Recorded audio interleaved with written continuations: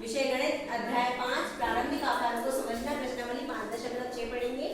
पहले प्रश्न में हमें ये भुजाएं दी गई हैं, तो ये जो भुजाएं हैं वो अलग अलग लंबाई की, इसलिए विषमबाहु त्रिभुज है क्योंकि सभी भुजाओं की लंबाई असमान है। दूसरे वाले प्रश्न में हमें AB not is equal to BC not is equal to CA, इसका मतलब होता है नोट इज इक्वल टू दोनों बराबर नहीं है, अर्थात तीनों भुजाएं बराबर नहीं है। देखिए मैंने चित्र बनाया है, तीनों भुजाएं आपस में बराबर नहीं होती है, इसे बोलते हैं विषमबाहु त्रिभुज। दूसरे का सॉल्व है, तीसरे का C का सॉल्व, सारी भुजाएं आपस में बराबर है। जब सारी भुजाएं आपस में बराबर होती हैं 5 सेंटीमीटर, जब सारी भुजाएं आपस में बराबर होती है उसे बोलते हैं हम समबाहु त्रिभुज, समबाहु त्रिभुज बोलते हैं। डी वाले का सॉल्व है, हमें एक कोण दिया है 90 डिग्री, 90 डिग्री का मतलब होता है समकोण। एक कोण भी अगर 90 डिग्री है तो वो कोण होता है समकोण।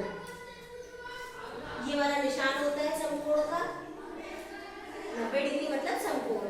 ई वाले का सॉल्व है, हमें एक कोण दिया है 90 डिग्री और दो भुजाएं दी है बराबर, तो जब दो भुजाएं आपस में बराबर होती हैं तो उसे बोलते हैं विषमबाहु समकोण त्रिभुज। क्या बोलते हैं?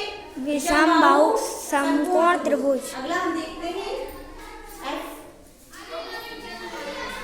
एफ जो है, इसमें हमें एक कोण दिया है 30 डिग्री का, दूसरा दिया है 70 और तीसरा दिया 80 और तीनों ही 90 डिग्री से छोटे।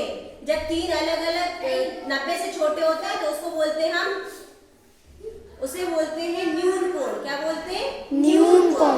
तो तीनों 90 से छोटे हैं तो इस कोण को बोलेंगे न्यून कोण, ये न्यून कोण है। अगले प्रश्न में हम देखते हैं, हमें कुछ ये बहुत इंपॉर्टेंट है, आपको याद रखना है। समान लंबाई की तीनों भुजाएं हो तो उसे बोलेंगे विषमबाहु त्रिभुज। समान लंबाई की दो भुजाएं हो तो उसे बोलते हैं समद्विबाहु त्रिभुज। अलग अलग लंबाई की सभी भुजाएं हो तो उसे बोलते हैं विषमबाहु त्रिभुज। तीन न्यून कोण, जैसा कि इसमें था, तीन न्यून कोण हो तो उसे बोलते हैं न्यून कोण त्रिभुज। एक समकोण हो तो उसे बोलते हैं समकोण त्रिभुज। एक अधिक कोण हो, अधिक कोण का मतलब 90 से ज्यादा, तो उसे बोलेंगे अधिक कोण त्रिभुज।